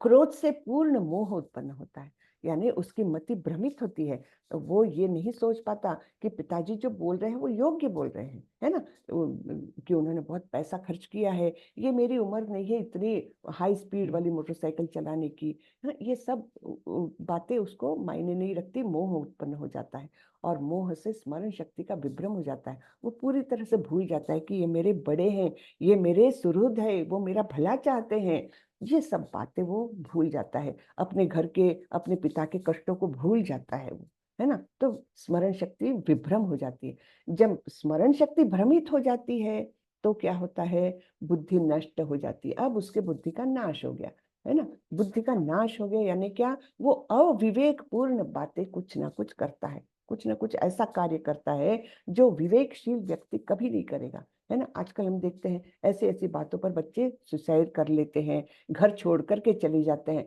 कभी कभी तो अपने ही बड़ों को मारते भी हैं। तो ये सब क्यों हो रहा है, ये 8 स्टेजेस डाउनफॉल का। हाँ तो शुरुआत कहाँ से हुई, ध्यायतो विषयान पुंसा, हाँ ये पहली स्टेज है। और फिर धीरे धीरे धीरे डाउनफॉल होते हुए क्या होता है, बुद्धि नाशात प्रणश्यति, बुद्धि का नाश होने पर उसका विनाश होता है ना। क्रोध से पूर्ण मोह उत्पन्न होता है, मोह से स्मरण शक्ति का विभ्रम होता है, जब स्मरण शक्ति भ्रमित हो जाती है तो बुद्धि नष्ट हो जाती है, और बुद्धि नष्ट होने पर मनुष्य भवकूप में पुनः गिर जाता है, पतन हो जाता है उसका, ठीक है ना। तो ये साइकोलॉजी की, यानी इससे अच्छा कुछ वर्णन हो ही नहीं सकता। हम हर जगह पर देखते हैं, छोटी छोटी बातों पर मोबाइल नहीं दिया तो बच्चे सुसाइड कर रहे हैं, क्यों है, ये ही 8 स्टेजेस है, और कुछ भी नहीं है, इससे बाहर कुछ नहीं है, ठीक है ना। तो ये यानी इतनी बड़ी सीख दी है भगवान ने हमको यहाँ पर। तो तात्पर्य हम थोड़ा सा पढ़ लेते, थोड़ा समय हो रहा है ज्यादा, और अभी कुछ श्लोक है, लेकिन मेरा मुझे ही लालच आ रहा है, थोड़ा सा पढ़ लूं मैं। श्रील रूप गोस्वामी ने हमें यह आदेश दिया है, प्रापंचिकतया बुद्ध्या हरि संबंधी वस्तुनः मुमुक्षु भी परित्यागो वैराग्यम फल्गु कथ्यते। तो कृष्ण भावनामृत के विकास से मनुष्य जान सकता है कि प्रत्येक वस्तु का उपयोग भगवान की सेवा के लिए किया जा सकता है, यानी मोबाइल का उपयोग केवल वो रील्स देखने या एंटरटेनमेंट के लिए नहीं, उसका उपयोग भगवान की सेवा में किया जा सकता है। और जब ऐसा उपयोग करना वो चालू कर देता है, तब उसके प्रति की आसक्ति, ये भौतिक आसक्ति नहीं रहती, वो आध्यात्मिक आसक्ति में बदल जाती है, वो भी भक्ति के लिए पूरक चीज बन जाती है। जैसे अभी ये मेरा लैपटॉप, मेरा मोबाइल, ये सब इस्तेमाल हो रहा है केवल भक्ति के मार्ग में ही इस्तेमाल हो रहा है, तब वो दूसरी चीजें देखने की आसक्ति रहती नहीं है कि इसमें मैं देख करके रील्स देखूं या कुछ मूवी देखूं, होती ही नहीं है, क्यों? परम दृष्ट्वा निवर्तते, अच्छी टेस्ट लग गई है तब फिर ये निचले इंद्रिय विषयों की ओर मन नहीं करता है। और ये इस प्रकार से हम हर चीज को भक्ति में ला सकते हैं। हर एक वस्तु को हम भक्ति के तरफ मोड़ सकते हैं, और तब वो हमारे लिए विनाशकारक नहीं, हमारे लिए हमारी बुद्धि स्थिर करने के प्रति हमारी मदद करेगी।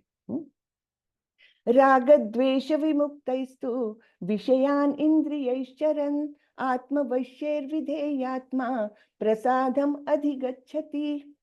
किंतु समस्त राग तथा द्वेष से मुक्त एवं अपनी इंद्रियों को संयम द्वारा वश में करने में समर्थ व्यक्ति भगवान की पूर्ण कृपा प्राप्त कर सकता है। ठीक है, तो राग और द्वेष से मुक्त, वीत राग भय, है ना, और अपनी इंद्रियों को संयम द्वारा वश, ऐसा करने से हम भगवत प्राप्ति कर सकते हैं। प्रसादे सर्व दुखानां हानिरस्योपजायते प्रसन्न चेतसो ह्याशु बुद्धि पर्यवतिष्ठते। इस प्रकार से कृष्ण भावनामृत में तुष्ट व्यक्ति के लिए संसार के तीनों ताप नष्ट हो जाते हैं, और ऐसी तुष्ट चेतना होने पर उसकी बुद्धि शीघ्र ही स्थिर हो जाती है। हाँ, तो बुद्धि स्थिर हो जाती है जब हम भक्ति में आ जाते हैं। नास्ति बुद्धिर अयुक्तस्य न चायुक्तस्य भावना न चा भावयत शांतिर अशांतस्य कुतः सुखम। जो कृष्ण भावनामृत में परमेश्वर से संबंधित नहीं है उसकी न तो बुद्धि दिव्य होती है और न ही मन स्थिर होता है, जिसके बिना शांति की कोई संभावना नहीं। ठीक है ना, तो जो भक्ति में नहीं जुड़ा हुआ है तो उसकी बुद्धि योग्य प्रकार से काम नहीं करती और न ही मन स्थिर हो पाता है। मन स्थिर नहीं रहेगा तो शांति नहीं रहेगी मन में, और शांति के बिना सुख कैसे हो सकता है ना, सब कुछ इंटरडिपेंडेंट है। इंद्रियाणाम ही चरताम यन्मनोनुविधीयते तदस्य हरति प्रज्ञाम वायुर्नाव इवाम्भसी। जिस प्रकार पानी में तैरती नाव को प्रचंड वायु दूर बहा ले जाती है, उसी प्रकार विचरणशील इंद्रियों में से कोई एक जिस पर मन निरंतर लगा रहता है वो मनुष्य की बुद्धि को हर लेती है। तो हमारी तो इंद्रियां 5 है, उसमें से एक ना एक जो है वो हमारा वीक पॉइंट बन के रहती है और उसमें हमारा चित्त लगा रहता है। लेकिन ऐसी एक भी इंद्रियां हमने ऐसे अलर्ट हुए बिना छोड़ दी, तब क्या होता है, वो बुद्धि को हर लेती है। ठीक है, तो एक भी नाव में एक भी छेद रहा तो क्या होता है, नाव में पानी भर भर के नाव डूब जाती है ना। उसी प्रकार एक भी इंद्रिय को हमने लूज छोड़ दिया तो वो धीरे धीरे हमारी बुद्धि को हर लेती है। तस्माद् यस्य महाबाहो निगृहीतानि सर्वशः इंद्रियाणीन्द्रियार्थेभ्यस् तस्य प्रज्ञा प्रतिष्ठिता। अतः हे महाबाहु, जिस पुरुष की इंद्रियां अपने अपने विषयों से सब प्रकार से विरत होकर उसमें उसके वश में है, उसी की बुद्धि निस्संदेह स्थिर है। या निशा सर्वभूतानां तस्यां जागर्ति संयमी यस्यां जागृति भूतानि सा निशा पश्यतो मुनेः। जो सब जीवों के लिए रात्रि है वह आत्म संयम के जागने का समय है, और जो समस्त जीवों के जागने का समय है वह आत्म निरीक्षक मुनि के लिए रात्रि है।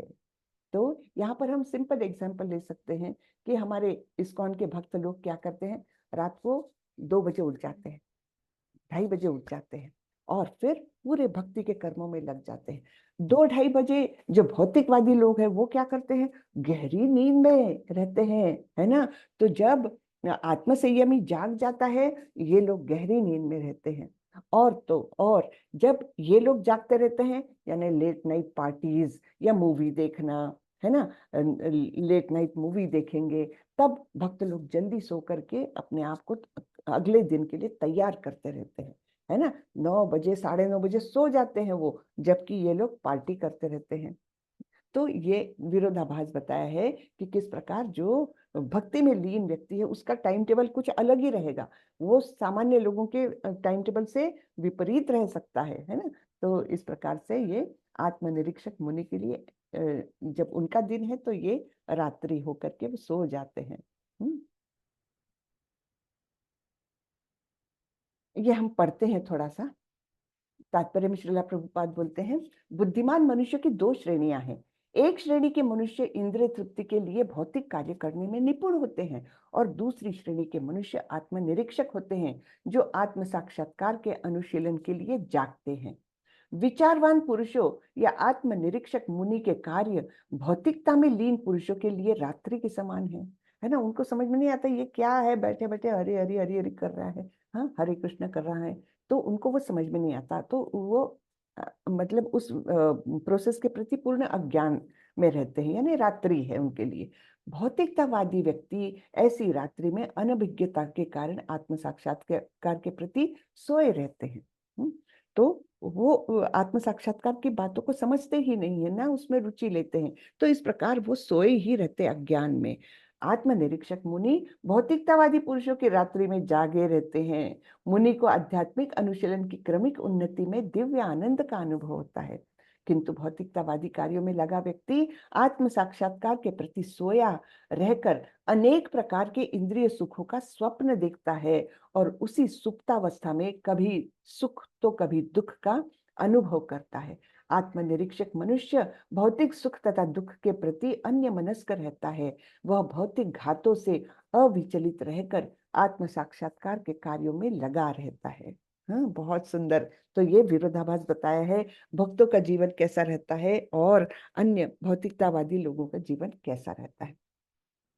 आपूर्यमाणम अचलम प्रतिष्ठम समुद्रमापः प्रविशन्ति यद्वत् तद्वत् कामां यं प्रविशन्ति सर्वे स शान्तिमाप्नोति न कामकामी।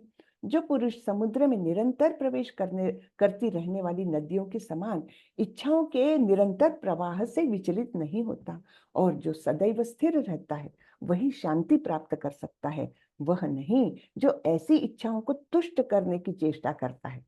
तो एक व्यक्ति क्या करता है, मेरे को बड़ी इच्छा हो रही है, मैं ये करता ही हूँ, तो इच्छाओं को तुष्ट करते रहता। वो एक इच्छा आई नहीं कि उसको वो प्राप्ति के लिए वो काम करने लग जाएगा, लेकिन एक इच्छा को तृप्त करोगे 10 इच्छाएं हाजिर हो जाती है, 10 की तृप्ति करोगे 100 हाजिर हो जाती है। इंद्र मतलब जो इच्छाएं हैं उनको कभी फुल स्टॉप नहीं लग पाता, लेकिन जो भक्त होता है तो वो क्या करता है, इच्छा आएगी मन में, हाँ आती रहेगी, लेकिन वो विचलित नहीं होता। जैसे समुद्र में अनेक नदियां अपना पानी उंडेलती ही रहती है, बहुत सारा पानी आते ही रहता, लेकिन फिर भी समुद्र कैसा है रहता है, बिल्कुल गंभीर है ना, अविचलित रहता है। आ रही है नदियां, आने दो, है ना, कोई फर्क नहीं पड़ता। वैसे ही जो भक्त होते हैं उनका मन विचलित नहीं होता, इच्छाएं आएगी जाएगी, उनकी तृप्ति के पीछे ये नहीं भागेगा। हाँ, इच्छाएं प्रकट हो रही है मन में, ठीक है, छोड़ दो उसको, उसके प्रति वो आसक्त नहीं रहता। तो ये बहुत अच्छी सुंदर समुद्र की उपमा दी है भक्तों के अंतःकरण को। विहाय कामान यः सर्वान् पुमांश्चरति निस्पृहः निर्ममो निरहंकारः स शांतिम अधिगच्छति। जिस व्यक्ति ने इंद्रिय तृप्ति की समस्त इच्छाओं का परित्याग कर दिया है, जो इच्छाओं से रहित रहता है, और जिसने सारी ममता त्याग दी है। ममता यानी क्या, मेरा, ममता, मम मेरा, मेरा है, ये बात उसने त्याग दी है, तथा अहंकार से रहित है, वही वास्तविक शांति को प्राप्त कर सकता है। तो शांति प्राप्त करने के लिए भक्त को क्या क्या करता है, भक्त अपने आप ही होता है, ये कुछ एडिशनल एफर्ट्स नहीं है इसमें। तो क्या होता है, भौतिक इंद्रिय तृप्ति की सारी इच्छाओं को वो छोड़ देता है, हाँ, और तो और सारी इच्छाओं से भी रहित होता है, यानी केवल भौतिक सुख की नहीं, इवन दूसरी इच्छाएं भी जो है उससे भी रहित होता है, इच्छाओं से रहित होता है। और जिसने सारी ममता त्याग दी है, सॉरी ये इच्छाएं भी ये भौतिक ही होना चाहिए, हाँ, तो ये भौतिक इच्छाओं का त्याग कर दिया है, और भौतिक इच्छाएं अब बची ही नहीं है, रहित हो गया है। और जिसने ममता त्याग दी है, यानी मैं, मेरा, मेरे लिए, मैंने, ये सब भावनाएं उसने छोड़ दी है, और अहंकार से रहित है, कि मैंने किया, किसी प्रकार का ईगो नहीं है उसमें, वही वास्तविक शांति को प्राप्त कर सकता है। ठीक है, और अब ये अंतिम श्लोक आता है दूसरे अध्याय का। एषा ब्राह्मी स्थिते पार्थ नैनां प्राप्य विमुह्यति स्थित्वा स्याम अंतकालेपि ब्रह्म निर्वाण मृच्छति। यह आध्यात्मिक तथा ईश्वरीय जीवन का पथ है जिसे प्राप्त करके मनुष्य मोहित नहीं होता। तो ये भगवत भक्ति का पाठ है। तो वो एक बार अपना लिया तो ये भौतिक मोह प्रलोभन ये सारे उसको प्रताड़ित नहीं कर सकते। यदि कोई जीवन के अंतिम समय में भी इस तरह स्थित हो तो वह भगवत धाम में प्राप्त कर सकता है ना। इवन यानी ऐसा नहीं कि अब मैं तो बहुत बूढ़ी हो गई हूँ, अब मैं कैसे करूंगी ये सब, नहीं। इवन जीवन के अंतिम समय में भी अगर ये स्थिति हमने प्राप्त कर ली तब फिर हम भगवत धाम में प्रवेश करने के योग्य हो सकते हैं। हरे कृष्णा हरे कृष्णा। इस प्रकार ये श्रीमद् भगवद गीता का द्वितीय अध्याय जिसका नाम था गीता का सार ये पूर्ण हुआ। हरे कृष्णा कृष्ण कृष्ण हरे हरे, हरे राम राम राम हरे हरे। राम राम हरे। हरे कृष्णा हरे हरे कृष्णा माता जी। हरे कृष्णा। हरे कृष्णा माता जी। आनंद आया दूसरे हरे अध्याय में? कृष्णा माता जी। हरे बहुत कृष्णा बहुत माता हरे जी। बढ़िया, कृष्णा बहुत आनंद माता आया। जी। हरे कृष्णा। बहुत बहुत आनंद आया माता जी। बहुत आनंद आया। जी जी जी। माता जी हरे एक कृष्णा। सवाल पूछना था। हाँ जी। वो जिससे लेवल 1 में क्विज थी वो मैंने पूरी कर ली, वो सर्टिफिकेट भी डाउनलोड कर लिया। बढ़िया। तो ये सेकंड लेवल में क्विज नहीं होती है? एक मिनट, हाँ मेरे ख्याल से तो होती है। एक मिनट में लेकिन कंफर्म करती हूँ। अजय प्रभु आपको पता है इसके बारे में? सुनीता माता जी, अजय प्रभु। जी माता जी होती है, अभी लिंक मिला नहीं है नए वाला, तो मैं जैसे मिलता है मैं डाल देता हूँ। जी जी। जी माता जी, और मुझे एक नंबर ऐड करना था। मेरे सन का है, वो अभी चेक तो कर रहा है, मतलब ऐसे कर रहा है वो। ठीक है। वो ऐड कर दिया है एक माता जी, मिनट मैंने एक मिनट एक मिनट एक मिनट, आपने कर लिया? मैंने अभी अभी मैसेज किया था। जी वो ऐड हो गए हैं अभी। ऐड हो गए ना? हाँ ठीक है प्रभु जी, बहुत बहुत धन्यवाद। जी जी जी हाँ, हरे जी कृष्ण प्रभु जी। माता जी। हरे कृष्ण। हरे मम्मा कृष्ण। हाँ बोल। अच्छा મમ્મા મારો બી કરાવી દો ને. अच्छा ओके, तो तारो नंबर અત્યારે मैसेज કરી दे, ऐड કરી देसु। ये मेरी डॉटर है, अच्छा मैरिड है, वो वहां से अभी ज्वाइन कर रही है रोज। ठीक ठीक है, बहुत अच्छी बात है। तो ठीक है माता जी, आप अपना नंबर भेज दीजिए अजय प्रभु को, या अभी चैट में लिख देंगे तो अभी कर देंगे भी। ठीक है माता प्रियंका जी माता। ऐड कर दिया मैंने ऑलरेडी। प्रियंका ठीक है, माता जी हरे बहुत कृष्ण। अच्छा, हरे कृष्णा। बहुत अच्छी बात है। हरे चलिए कृष्णा। ऐसे ही ज्यादा से ज्यादा लोगों को जोड़ना है, अपने परिवार वालों को, मित्रों को, रिश्तेदारों को, सबको आप लोग मतलब ये सोचिए कि आपको अगर आनंद मिल रहा है तो निश्चित रूप से आपने वो आनंद बांटना चाहिए। तो अगर वो आनंद आपको प्राप्त हो रहा है, आपको लग रहा है कि ये कोर्स आपके जीवन में बदलाव लाएगा, और निश्चित रूप से लाता है, इसमें मेरे मन में कोई शंका नहीं। लेकिन अगर आपके मन में शंका न हो तो आप लोग ये आनंद बांटिए अपने रिश्तेदार, अपने दोस्त मित्र परिचित जो भी है, प्रयास करिए कि वो लोग भी जुड़े। ऐसे ही धीरे धीरे समाज में परिवर्तन आता है ना। तो इसलिए मैं सबसे रिक्वेस्ट करूंगी कि ज्यादा से ज्यादा लोगों को जोड़ने का प्रयास करें। परम दृष्टवा निवर्तते, एक बार ये हायर टेस्ट लग गया तब उनको आनंद आएगा। हाँ तो टेस्ट तो लगना चाहिए ना पहले। जी सुधीर प्रभु पूछिए हरे प्रभु। कृष्णा माता जी, दंडवत प्रणाम। दंडवत प्रणाम प्रभु। माता जी, जैसे अभी हमने जाना ना कि अध्यात्म में लोगों का दिन मतलब 2:30 से ही 2 बजे से ही हाँ चालू हो यानी जाता है, सवेरे जल्दी उठते हैं बेसिकली। और भौतिकतावादी लोग सोते रहते हैं ना। जो उनके सोने का समय होता है वो उनके जागने का समय होता है अध्यात्म में।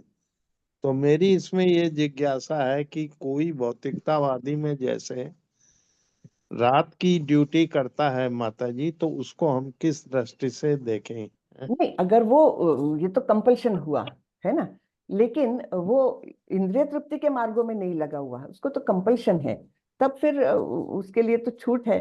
तो वो दिन में फिर ये करे, भक्ति का मार्ग अवलंबित करे, उसके लिए तो उल्टा ही हो गया, क्योंकि जो दिन में काम होते हैं वो रात को कर ही रहा है।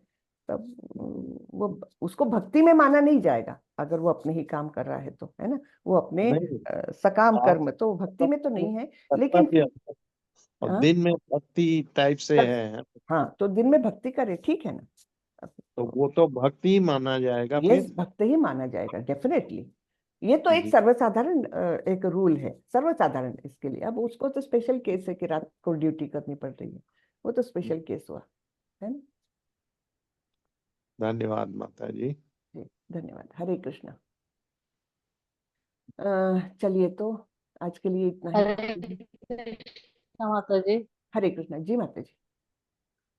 हाँ, वो भी है, वो इसी ग्रुप में माता जी आएगा आपकी आपकी आवाज बहुत कट रही है, कुछ समझा नहीं मुझे। जो क्विज बोल रही थी ना, भगवद गीता क्लास का जो क्विज आता है। हाँ क्विज, हाँ हेलो। हाँ हाँ, क्विज, तो हाँ ये इसी ग्रुप में आएगा क्या? हाँ हाँ इसी ग्रुप में आएगा। हाँ, आप व्हाट्सएप ग्रुप में है ना, उसी ओके ग्रुप में ओके। आएगा। हरे कृष्णा, हरे कृष्णा। हरे जी कृष्ण। जी जी जी जी। हरे हरे कृष्ण। कृष्णा माता जी। हरे कृष्णा। तो चलिए आज का क्लास यहीं पर खत्म करते हैं। वाञ्छा कल्पतरुभ्यश्च कृपा सिन्धुभ्यैव च पतितानां पावनेभ्यो वैष्णवेभ्यो नमो नमः। अनंत कोटि वैष्णव वृंद की जय। श्रीला प्रभुपाद की जय जय। हो, हरे जय हो। कृष्णा, हरे कृष्णा। कृष्णा, हरे हरे कृष्णा। कृष्ण माता जी, हरे दंडवत कृष्णा प्रणाम। माता। हरे हरे कृष्णा माता जी, दंडवत प्रणाम। दंडवत प्रणाम। हरे कृष्णा। दंडोत प्रणाम प्रणाम माता जी। हरे कृष्णा जी, दंडवत प्रणाम।